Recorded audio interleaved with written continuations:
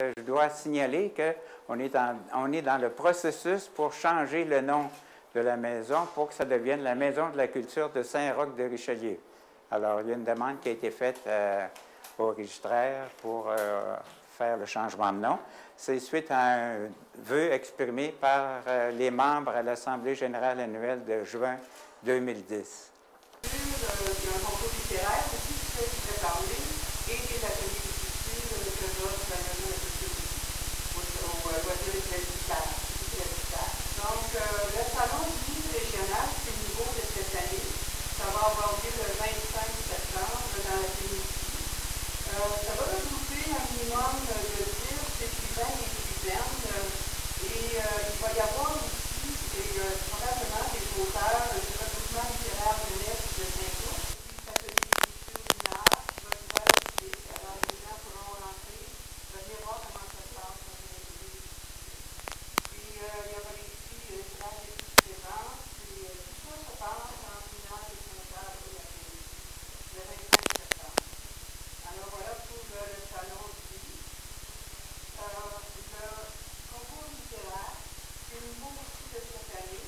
C'est ouvert aux jeunes de l'école de Saint-Roch. Donc, on demande aux jeunes d'écrire un texte. Le thème, c'est Mon Noël de rêve.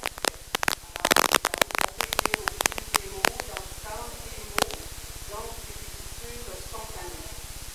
Qui peut suivre des ateliers, le prérequis, c'est d'avoir un début, un crayon, un papier. Donc, en quoi ça consiste? C'est une expérience individuelle qui se fait un patrimoine gratuit. Ça peut être Les cours de photographie vont commencer le 6 octobre.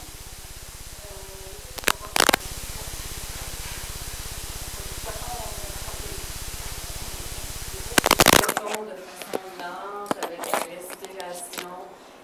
Je dis toujours, le Qigong, c'est certain que c'est bon pour tout le monde, mais ça ne fait pas partie de notre culture. Ça vient de la Chine, donc ça ne fait pas partie de notre culture. Puis, je suis très consciente que c'est pas tout le monde qui a la personnalité pour faire du Qigong.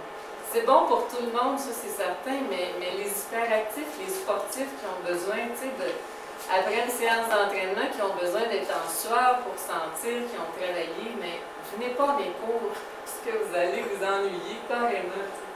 C'est vraiment de façon lente, les gestes sont gracieux, mais c'est un moyen de relaxer. C'est bon pour notre santé physique, c'est bon pour notre santé mentale. Si on est stressé, angoissé, si... je cherche mes mots, là, mais c'est vraiment bon, autant du côté physique que mental. Puis je dirais, dans une classe de Qigong, ou comme ici, si je vous prends un exemple, mais autant qu'il y a de personnes dans la salle, autant qu'il y a de raisons de pratiquer le Qigong. Parce que premièrement, le Qigong, ça n'agit pas de la même façon d'une personne à l'autre. Moi, je dis toujours que notre corps est intelligent et l'énergie va s'en aller dans notre corps là où on en a besoin. Ça a l'air peut-être difficile à comprendre, mais j'ai souvent des témoignages à la fin de mes cours. Par exemple, quelqu'un arrive et me dit « Oh mon Dieu, je suis arrivé au cours, j'avais de la misère à respirer, j'avais des problèmes d'asthme, aujourd'hui incroyable.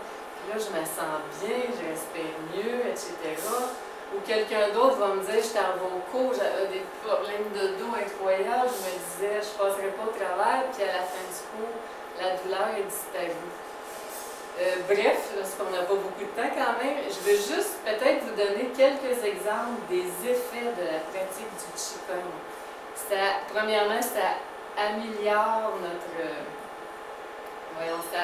ça augmente notre système immunitaire. C'était la raison première pour laquelle je pratique le Qigong.